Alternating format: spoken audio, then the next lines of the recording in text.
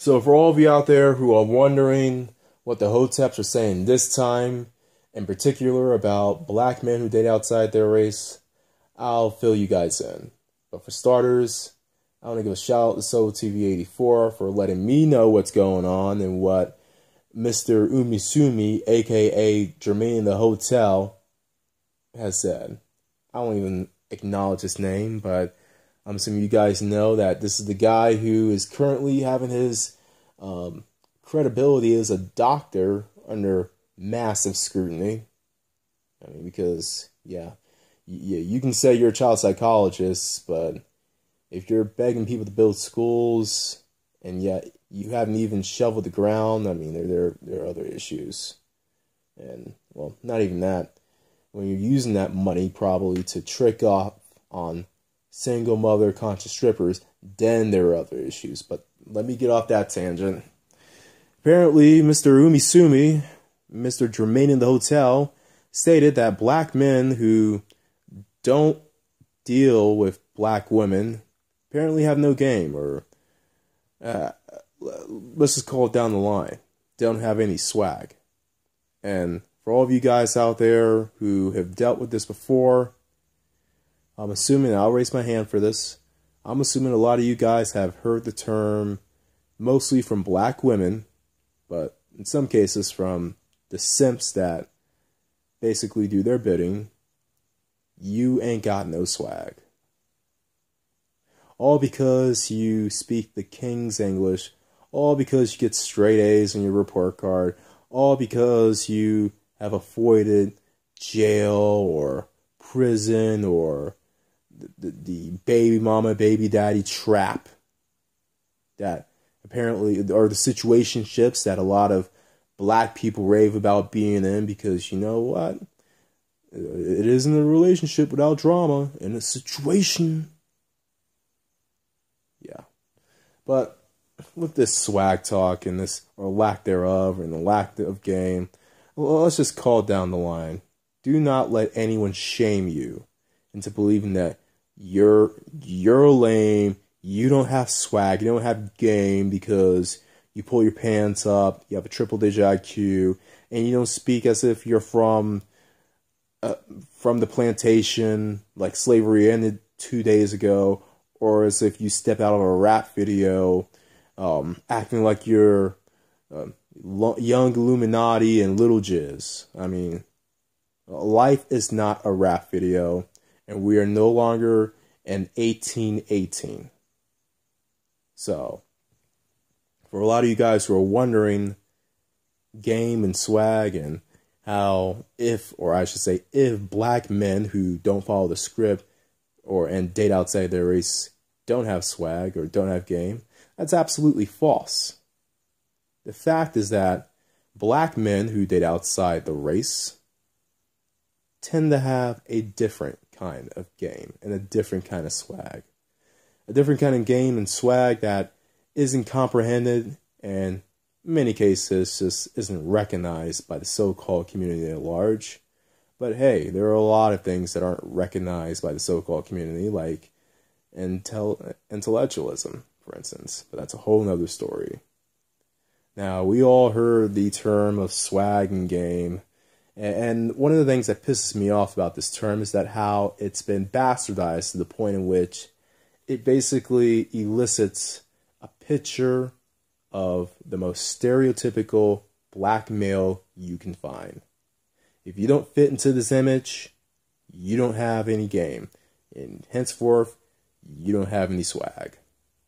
Or you can swap the terms. If you don't have any swag, hence you don't have any game. You get the picture. And I won't go down the list of what that stereotypical image is. But the fact of the matter is, there's one or more than one way to have game.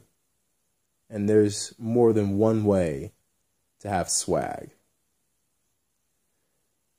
For instance, you have the urban image, which, yeah, we've seen how much that has helped black Americans and our image worldwide, but we also have the suburban image. Now, the suburban image is simply I would like to call the dude bro frat boy image of wearing polos and khakis and being all, bro, dude, man, yeah, my dad, he has his dealership, and my dad's friend, he's hiring a firm, and or my friend's dad, he has another firm, and I can get hired by both of them, and they'll just pay me six figures to basically just crunch numbers, man, dude. Yeah, the same guys who go to the bars every Thursday through Saturday night, or in many cases, just every night for happy hour, and take advantage of the cheap shots, whether it's the cheap shots of Jaeger bombs, or in many cases, if they want to take it easy, the cheap, was a Keystone Light or Natty Lights or PBR. Well, they aren't really the PBR kind, but those other two drinks, just for nostalgia's sake, because we all know how a lot of these dude bro frat guys lured a lot of girls, your freshmen in college kind of girls, to these frat houses using these kind of cheap drinks. So that's one kind of swag. Another kind of swag, or another kind of game, or rather should I say, let me straighten the words. Yeah, another kind of swag, I should say, is the nerd swag. Well, hold on. Did I just say nerd swag? Yes, I did. And I know it sounds like an oxymoron, but there is a kind of nerd swag, especially within the past decade or so. You see, nerd culture has gotten popular to the point in which it no longer just consists of the kind of girls you wouldn't touch with a 10-foot pole like it did in the 90s and prior. The nerd kind of swag is the kind of swag that a lot of guys, well, I wouldn't say a lot, but plenty of guys have figured out to the point of being immersed in the world of just nerd things like comic books, video games, anime, cartoons, superheroes, the list goes on. Those kind of games. The things that you would probably see at the San Diego Comic-Con, or any local Comic-Con for that matter. Anything that involves those genres, you can lump into nerd culture. And if you play your cards right, if you know a fair amount, and I'm not talking about being an elitist, and no, I'm not talking about that, but if you know your stuff, if you can at least have a conversation about these things, you can do well with having nerd swag. And with that, a lot of it comes with a lot of rewards of dealing with very cute, you may not get blonde babe models or Instagram thoughts like a lot of you guys want to aim for, but the rewards, in my opinion, I think it's even better, comes with hordes of cute, young, feminine women who, in reality, they may seem innocent and shy and reserved, but these girls are some of the most open, freaky girls out there. And I'm going to tell you what, the barrier here is very low, and that a lot of these guys, not as much as before, but a lot of these guys still don't get it. And when I say they don't get it, they're just not socially adept. I mean, a lot of these guys either have bad hygiene or very bad social skills, or in some cases they're just too smug and too uptight when it comes to this kind of stuff. The guy who expects you to know what did freaking, I don't know, what did John Hamill and Katie Fisher drink the night before they did the third filming of the 5th episode of Star Wars. I mean, that kind of crap. But as long as you aren't those kind of guys, you'll do well in this scene. I mean, trust me. If no other reason, the Comic Cons and those conventions. I mean, yeah, I'm sure people go there, especially the girls. I'm sure the girls go there to stand hours in line and pay hundreds of dollars just to spend 5 minutes with their favorite celebrities. I'm sure they go there just for that. You guys who are real into that scene know what they go there for. But another kind of swag is the hipster kind of swag. And the hipster swag is sort of the same as the nerd swag. And in many cases, it's interchangeable.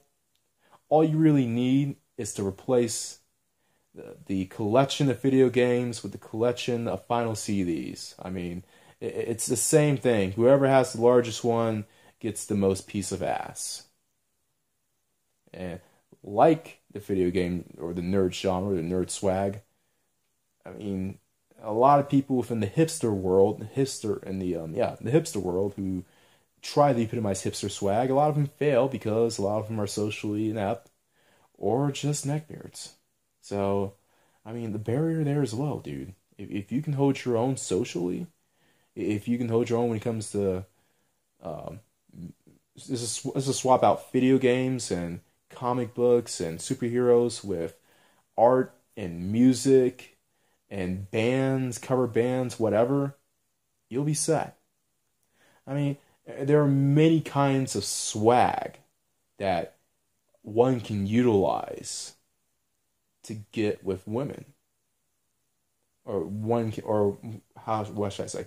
There are many kinds of swag that one can ooze and the game you use with that kind of swag in order to get women. I mean, you have the punk rock surfer swag, the MMA badass kind of swag. You have the outdoorsy, active kind of swag. I mean, the list goes on. You have the country good old boy kind of swag. You have the beach bum or beach life, cowabunga dude, radical kind of swag. The list goes on. Even within the so-called black community, or within Black America, you have the neo-soul, alternative hip-hop kind of swag. You have the intellectual kind of swag. All these kind of flavors of swag does exist. And in many cases, a lot of this kind of swag can attract women outside your race. I mean, for instance, I know I won't disclose what kind of swag I fit into because I don't think I really fit into one perfectly, and that's the beauty of it. You don't have to have one kind of swag in order to get with chicks. You can mix it up. I mean, for instance, I know a lot of hipsters who use nerd swag as well as a dual threat. That's very easy. You got the surfer swag and the outdoorsy mountain climbing kind of swag. I mean, that's very interchangeable as well. The list goes on. Yeah. But I would say, in my case, I'll just give you a short example of how a lot of people compare me to Tyron Woodley from the UFC. Now, it could be a combination of the beard, of how I dress, and how I carry myself. But that has helped me a lot, to say the very least. But every other person has a different kind of swag, in many cases a different combination or a percentage of swag, which goes back to what Jermaine in the house said about black men who date outside their race don't have any swag. Look, don't let these Negroes have you fooled into believing there is only one kind of swag, because that is further from the truth. And to be honest, a lot of these people who tell you there's only one kind of swag are the same people who end up getting caught up by, in many cases, not even epitomizing that kind of swag. It's just emulating or imitating that kind of swag to the point of getting caught up or getting tied up in the scenario that they didn't want to and that they weren't ready for. And just to straighten the record out, when I say swag, it's swagger, not this hip hop douche crap. It's legitimately the kind of swagger you carry around for yourself. It's literally your personality. It's literally what's inside you, how you're comfortable with. If you're comfortable with the hip hop, urban kind of swag, okay, that's more power to you, because if for no other reason, you'll need it. But when I say swag, it's about personality. When I say game, it's not the hip hop kind of game, yo, yo, yo, I got game. No. Game is essentially how you use your swag in order to get women. So let me just repeat one last time. Swag is your personality, and game is how you use that personality, how you use that swagger in order to get with chicks.